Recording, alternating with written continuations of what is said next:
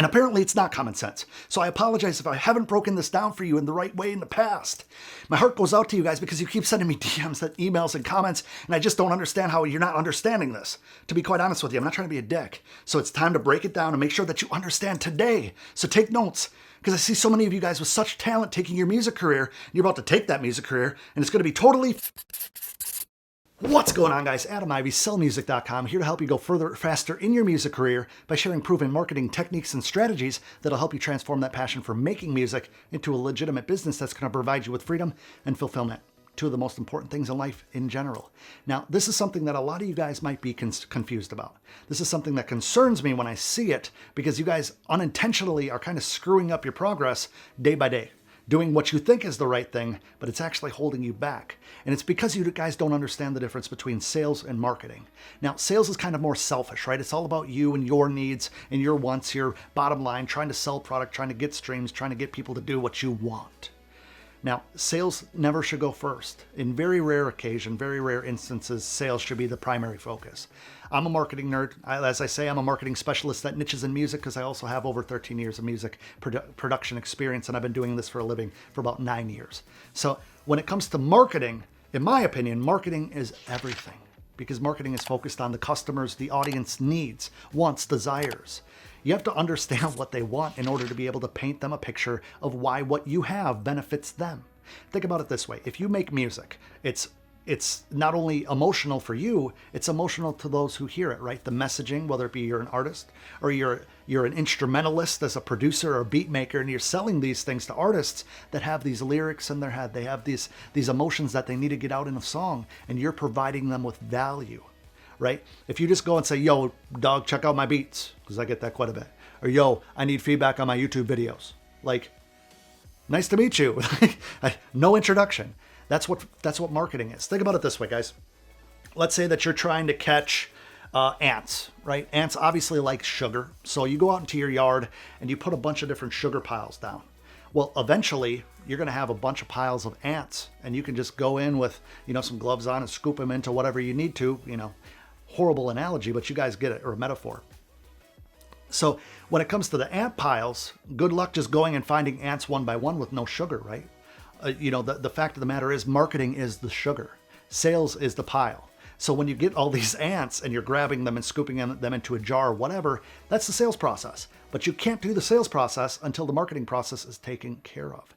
Now, when you address their wants, their needs, their desires, and you go out with value first and you go to delight these people, they're going to actually trust and like you. Trust and like makes the selling process so much easier. Now, I'm not talking about selling, because I know a lot of you guys right now in the comments are going to say, Adam, I'm giving away my music. I'm trying to get them over to Spotify. I'm not even trying to sell my music. You're trying to sell them an experience. The stream over on Spotify is a sale. You might not get paid, but like 0.000004 cents per each stream. But at the end of the day, that's a sale. You got them to do a call to action, which is just that, a call to action. Do something for me.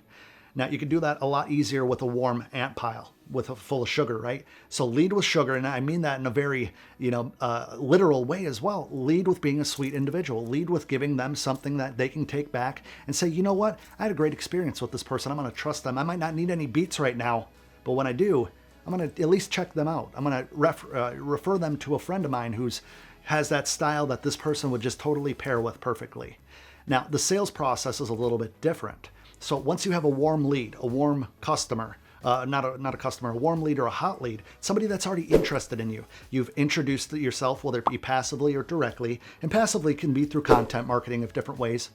Social media, email marketing, you could run ads. They could have found your content on YouTube, similar to how you found my content, most likely. And that's how, the like-trust ratio works.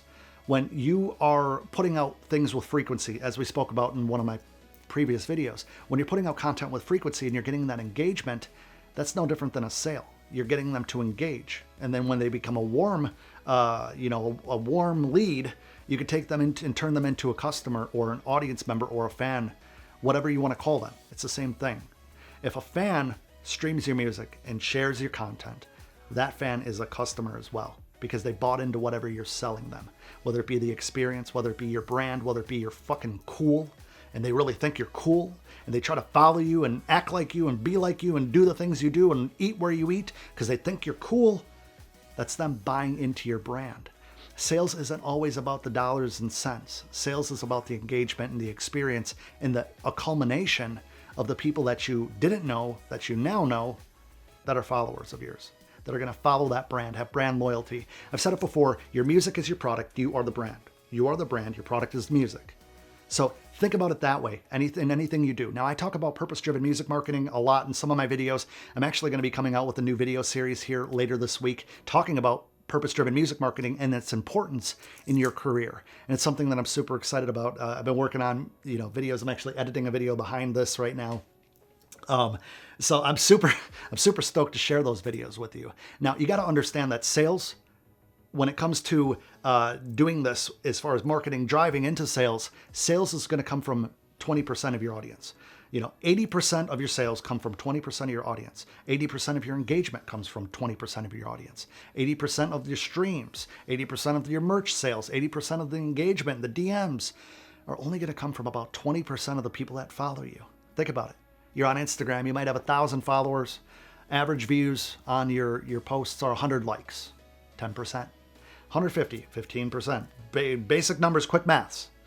Now, when it comes to YouTube, I have 125,000 subscribers on this channel now. Shout out to all of you guys. Thank you very much, seriously. But I don't get 125,000 views on all my videos, do I? Nobody would.